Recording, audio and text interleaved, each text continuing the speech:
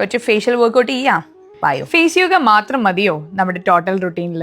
നിങ്ങൾ കഴിക്കുന്ന ആഹാരം, ഉറക്കം, സ്ട്രെസ് ഇതൊക്കെ വളരെയധികം ഇമ്പോർട്ടൻ്റ് ആണ്. വർക്കൗട്ട് കൂടെ ഉണ്ടെങ്കിൽ ഇത് കംപ്ലീറ്റ് ഒരു സെൽഫ് കെയർ റുട്ടീൻ ആവും. എല്ലാവർക്കും സെയിം ലൈഫ് സ്റ്റൈൽ ആയിരിക്കത്തില്ല അല്ലേ? ഒന്നും തുടങ്ങാത്തതിനേക്കാൾ നല്ലത് എന്തെങ്കിലും വീട്ടിലിരുന്ന് സ്റ്റാർട്ട് ചെയ്താൽ അത് നല്ലതല്ലേ? നിങ്ങൾക്കായിട്ട് ഒരു 10 മിനിറ്റ് അത് മാത്രമേ ഞാൻ ക്ലാസ്സിൽ പറയാറുള്ളൂ. കറക്റ്റ് പ്രാക്ടീസിലും കൺസിസ്റ്റൻസിയിലും നിങ്ങൾ ഫേസ് യോഗ ചെയ്യുവാണെങ്കിൽ you will start feel the difference. Muscle ടോണിങ്ങിന് ഏറ്റവും കുറഞ്ഞൊരു 3 മാസം കൊടുക്കണം. അതിനുശേഷം വെറും 10 മിനിറ്റ് മതി നിങ്ങളുടെ ആ ഒരു പഫ്നെസ് റിഡക്ഷനും ബ്ലഡ് സർക്കുലേഷനും ആ നാച്ചുറൽ ഗ്ലോയും അത്യാവശ്യം ടോണിങ്ങും കിട്ടാൻ. ഒന്നും ഒന്നിന്റെയും റീപ്ലേസ്മെന്റ് അല്ല. And I never promise midnight miracles. So the answer is simple.